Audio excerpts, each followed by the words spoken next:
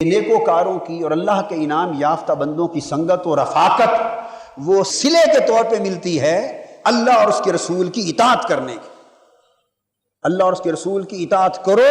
تو اس کے صلہ اور جزا کے طور پہ تمہیں اللہ کے مقرب اور محبوب بندوں کی سنگت عطا کر دی جاتی ہے، اور یہ اتنا بڑا صلہ ہے کہ یہ اس ثواب کی جزا سے بھی کروڑہ درجے بلند ہے۔ یعنی ثوابی جزا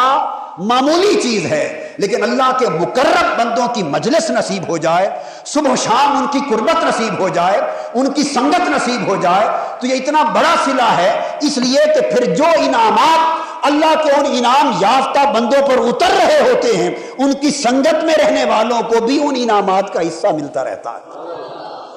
مالا اعلیٰ کی جو برکات، جو انوار، جو تجلیات، جو فیوزات اور جو توجہات الہیہ اور جو توجہات نبویہ ان مقرب اور نیک بندوں کو ہر وقت ان پہ اترتی رہتی ہیں اور ان کو ملتی رہتی ہیں، جو جو ان کی سنگت و رفاقت میں آ جاتے ہیں وہ قریب بیٹھنے والے ان فیوزات سے محروم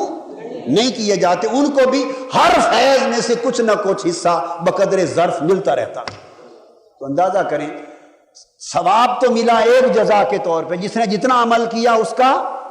ثواب مل گیا، 10 گنا مل گیا، بھائی 100 گنا مل گیا، ارے 700 گنا مل گیا۔ ثواب کی تو ایک حد تھی جو ہر ایک کو عمل کے مطابق مل گئی، مگر یہ اللہ اپنے ولیوں، محبوبوں، مقرب لوگوں اور نیکوکاروں کی سنگت دے دے، یہ ایک ایسی جزا ہے کہ جس کی کوئی حد ہی نہیں ہے۔ اس لیے کہ جو اس کے مقرب بندے ہیں ان پر تو 24 گھنٹوں میں دن رات اور صبح و شام لمحہ بلمحہ اس کی انوار و تجلیات اتر رہے ہیں، اور اگر ہر لمحہ انوار و تجلیات جو اتریں وہ ان کے رفیقوں کو بھی اس میں سے حصہ ملتا رہے، ان کے سنگتیوں کو بھی اس میں سے خیرات ملتی رہے، ان کی صحبت مجلس اور قربت میں بیٹھنے والوں کو بھی اس میں سے کچھ نہ کچھ ہر وقت دولت نصیب ہوتی رہے، تو یہ وہ حساب ہے جس کا کوئی کتاب ہی نہیں، یہ وہ حساب ہے جس کی کوئی شمار اور کتاب بھی نہیں ہے۔ یہ بہت بڑی عظیم جزا ہے۔ مثلا اس کی میں ایک مثال دیتا ہوں۔ جب یہ آیت کریمہ اتری حضور صلی اللہ علیہ وآلہ وسلم پر، ان اللہ و ملائکتہ یصلون علی النبی، کہ اللہ اور اس کے فرشتے رسول پاک صلی اللہ علیہ وسلم پر درود بھیجتے، آقا علیہ السلام پر درود بھیجتے۔ تو صحابہ کرام نے پوچھا یا رسول اللہ، اور خاص طور پہ سیدنا صدیق اکبر رضی اللہ تعالیٰ عنہ پیش تھے، عرض کیا آقا جو میں نے ابھی بات کی اب اس کی دلیل دے رہا ہوں کہ یہ کیسے ہوتا ہے،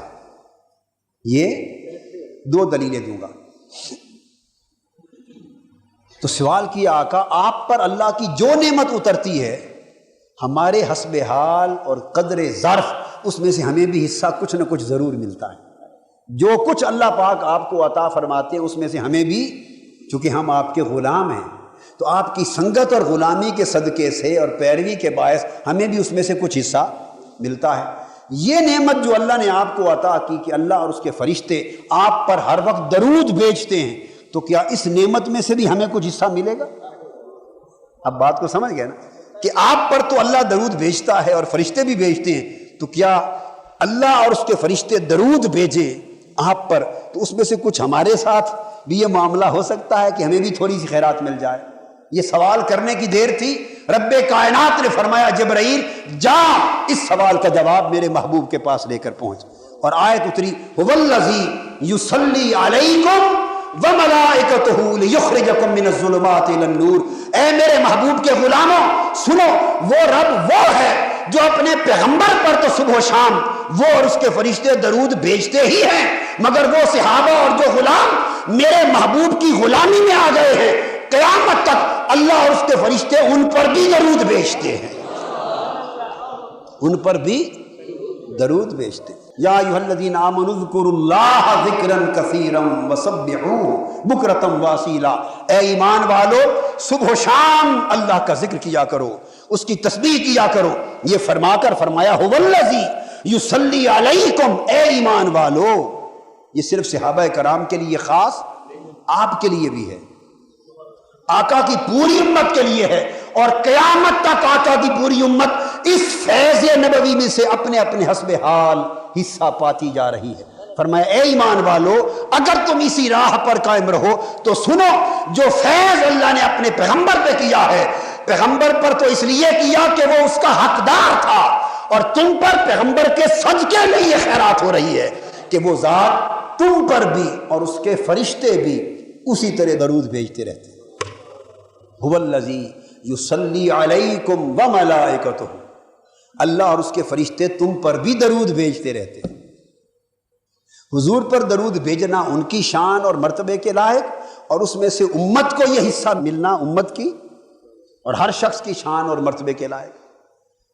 اور ایک مقام پر فرمایا اولئک علیہم صلوات من ربہم ورحمہ، بس صبر کرنے والے مومن لوگ وہ ہیں کہ ان پر اللہ پاک کے درودوں کی بوچھار اترتی رہتی ہے۔ صلوات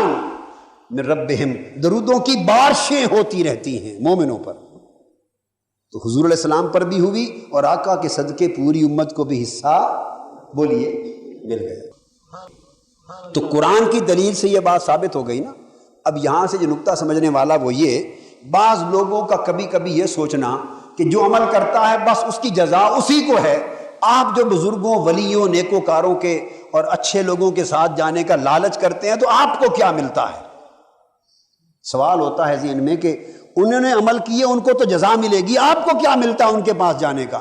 آپ اپنا جو عمل کریں گے تبھی آپ کو کچھ مل جائے گا؟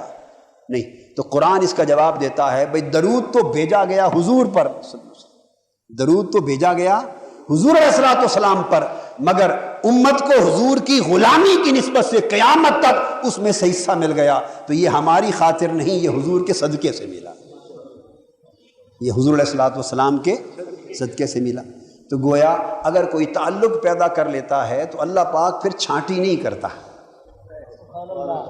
وہ چھانٹی کہ جس پہ کرم کرنا ہے اس کے سنگتیوں کو چھانٹ کے الگ بھگا دے، ذرا باہر نکل جاؤ، ایک طرف ہو جاؤ، میں کرم کر رہا ہوں، نور بھیج رہا ہوں، رحمت بھیج رہا ہوں، برکت دے رہا ہوں، تم ذرا ایک طرف ہو جاؤ، میں صرف اپنے ایک بندے کو دے رہا ہوں۔ نہیں، جس بندے پہ وہ کرم کر رہا ہوتا ہے وہ بندہ بھی سخی ہوتا ہے، وہ بندہ بھی سخی ہوتا ہے، اور اللہ کی رحمت بندوں سے بھی زیادہ سخی ہے۔ اگر یہ اصول بالفرض فرشتہ کوئی کہہ بھی دے، ہوتا نہیں ہے، سمجھانے کو کہہ رہا ہوں، اگر فرشتہ بھی کہہ دے تو وہ بندہ یہ عرض کر دے گا مولا اگر میرے سنگتیوں کو بھگا کر صرف مجھ پر رحمت کرنی ہے تو پھر میں ایسی رحمت کو قبول نہیں کرتا، وہ جو میری سنگت والے ہیں ان کو بھی شریک کر۔ اللہ کی رحمت جواب دیتی ہے بندے اگر تو بندہ ہو کر اتنا سخی ہے تو میں تو رب کی رحمت ہوں، میں تجھ سے بھی زیادہ سخی ہوں، لہٰذا جس پہ رحمت ہوتی ہے اس پر ہوتی ہے اس کی عمل کی بنا پر، اور جو اس کی سنگت و رفاقت میں آ گئے ہوتے ہیں ان کو ان کی مخلصانہ سنگت و رفاقت کے سلے میں اس رحمت میں سے بقدر ظرف حصہ عطا ہوتا۔ تو صحبت میں بیٹھنے والے اور قریب رہنے والے اور سنگت و رفاقت اختیار کرنے والوں میں سے بھی کوئی محروم نہیں رہتا۔ اب سمجھ گیا نا رفاقت کا معنی اور سنگت کا معنی، یہی صحبت ہے۔ اور دوسری دلیل حدیث پاک میں بخاری اور مسلم، ترمذی، ابو داؤد یعنی پوری سیاستہ میں متفق علیہ اور صحیح حدیث ہے، وہ حدیث جو آپ نے کئی بار مجھ سے سنی کہ فرشتے زمین پر اترتے ہیں اور ذکر والوں کی مجلس کو تلاش کرتے ہیں، اور جب کوئی اللہ کا ذکر کرنے والے بندوں کو دیکھتے ہیں تو وہ دوڑ کر اس کی مجلس میں شریک ہو جاتے ہیں، اور مجلس ذکر میں اور ذکر کرنے والے بندوں کی مجلس میں اینڈ تک بیٹھے رہتے ہیں، مجلس برخاست ہو جاتی ہے۔ تب فرشتے واپس اللہ کی بارگاہ میں جب جاتے ہیں شام کو تو اللہ پاک پوچھتا ہے کہاں سے آئے ہو؟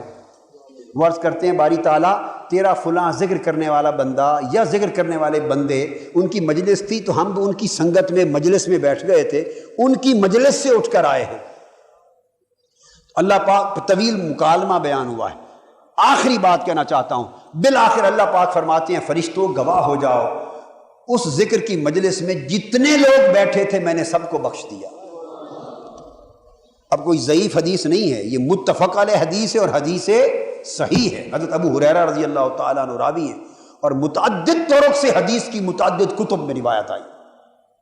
فرمایا میں نے ان سب کو بخش دیا۔ وہاں ایک فرشتہ کھڑے ہو کے عرض کرتا ہے کہ باری تعالیٰ تو نے اس مجلس کے سارے لوگوں کو بخش دیا، اس میں تو کچھ ایسے لوگ بھی تھے جو یوں ہی اپنے کسی کام کے لیے جا رہے تھے، اپنے کسی کام کے لیے جا رہے تھے، یعنی مثلا اس گلی سے گزر رہے تھے، وہی سیڑھیوں سے بھی نیچے، گزر رہے تھے، مثال دے رہا ہوں، اور اپنی سبزی گوشت لینے جا رہے تھے، ٹنڈے لینے جا رہے تھے، کدو لینے جا رہے تھے، گوشت سبزی لینے جا رہے تھے گھر کی ہنڈیا کے لیے. سمجھا رہا ہوں، وہ حدیث میں نہیں ٹنڈے کدو گوشت کا ذکر آیا. اپنے کام کے لیے جا رہے تھے، تو وہ تو ذکر کی خاطر آئے بھی نہیں تھے.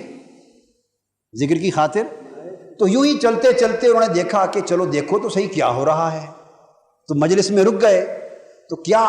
باری تعالیٰ آپ نے ان کو بھی بخش دیا؟ اللہ پاک نے فرمایا